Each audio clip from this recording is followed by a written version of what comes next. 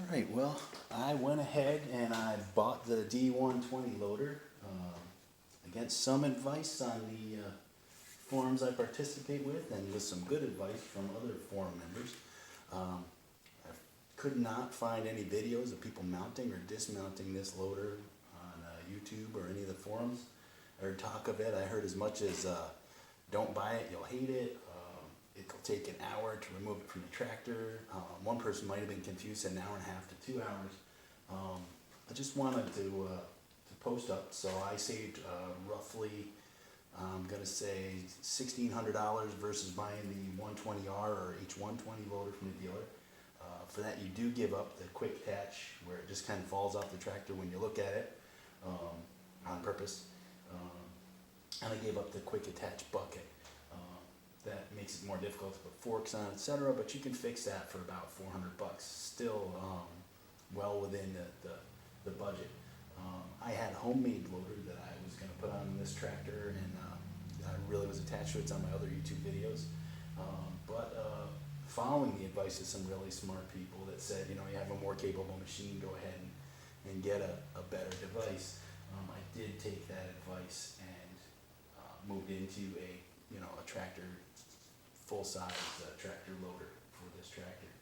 I'm going to show you how it goes, just so that you can get an idea how difficult it is to take off and put on, and we'll see. So I am starting with the bucket in the air. They tell you they can't the bucket down 45 degrees in the manual and that stuff. I don't know that I'm following the manual or not, but we'll just walk through doing this. This loader has kickstands that you have to manually extract instead of the kickstands like the H120 or 120R. They bolt down here like a leg.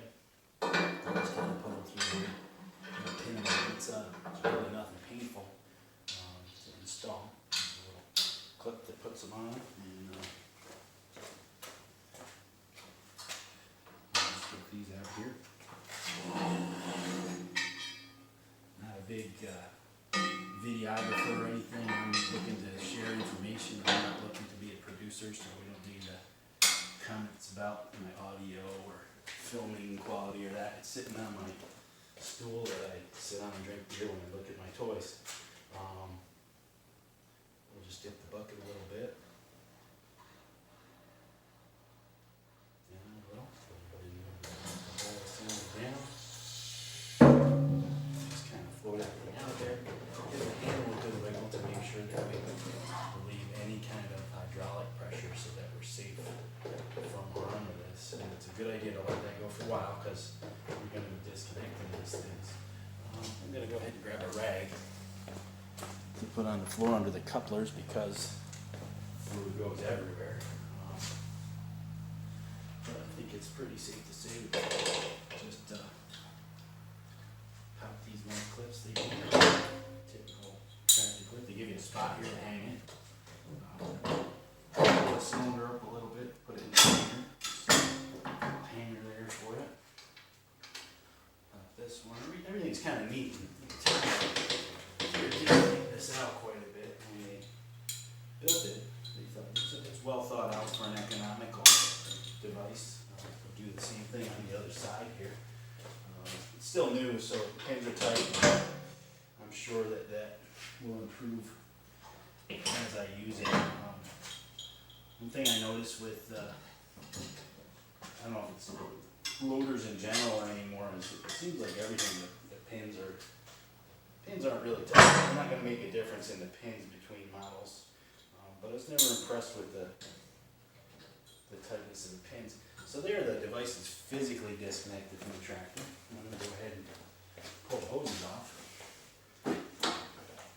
Disconnect them and let them drip on the rag here. It doesn't seem to be a nice way to disconnect these without losing some fluid, but get them capped off quick and turned around. Make sure when you're doing this, keep your fittings nice and clean. You don't want to, for years as a young man, I didn't think too much about cleanliness with these connectors, but you got to keep in mind that anything that gets on these connectors, when you snap them together, if it gets on the face, it gets into your hydraulic system. So you want to avoid that. I'm just going to tuck this in here. This is how I would store it. My shed that the tractor lives in is similar to this, so you won't see any different action there. So as of right now, it's totally disconnected from the tractor. You can take the brake off, push the machine. I'd call that task done. I could go drive the tractor around and do that kind of stuff, but I think that's unnecessary for the purpose of this video. So what I'm going to do now is I'll get it hooked back up here. Something that a lot of people don't use that might be handy, one of these guys, if you do have problems with getting pins lined up or that. I don't think we'll need to use it, but we might. I'll just say that we have to. So I don't need to start this and make a lot of noise for the video. I'll go ahead and push the device I would normally drive it in. We can just capture that side. Go over here. Just one little pin in there is probably enough to save you some hassle. Get the pins in, they kind of look like that. They're big handle on them so you can grab them. Get that in here. Okay. This is I'm not sure what the hassle about getting lined up. Now, if you park it in the mud and you're really not thinking about how you're going to connect it later, you might have a problem if you get it in a swamp or that.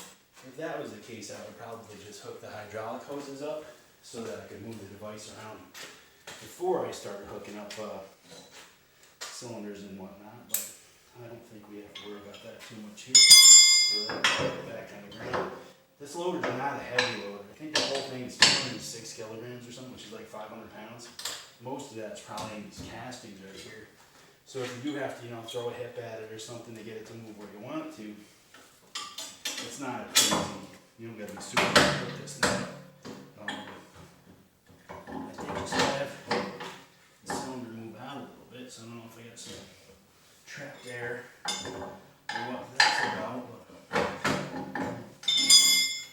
Get it back through here. Get it hooked back up where it's supposed to be. Pull itself back.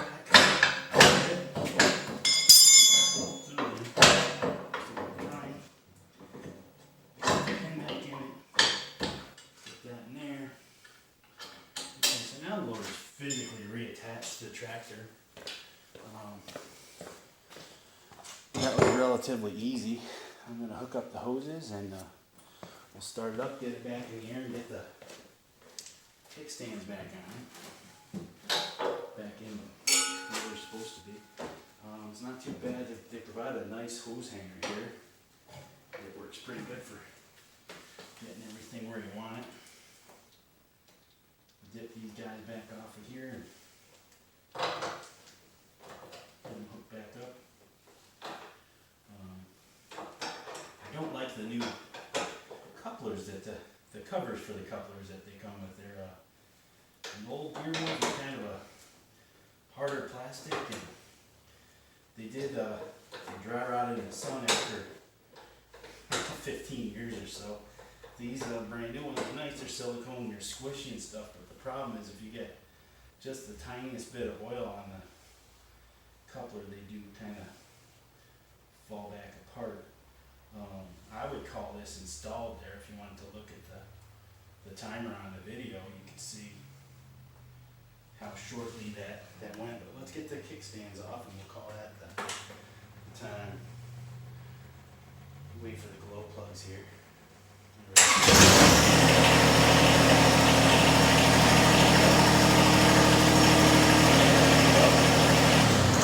Shut it back off. I got this tractor in June, and so I've had it since June 20th, so July, August, about 2 months. I already got 27 hours on it. It's a great machine, it really is. I'm coming from a John Deere 318 because I would call that a masterpiece of engineering. I don't know if anybody would agree with me or not, but if you own one, you would.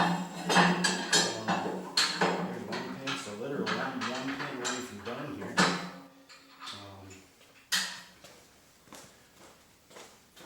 Get this put back in here, and I'll turn it.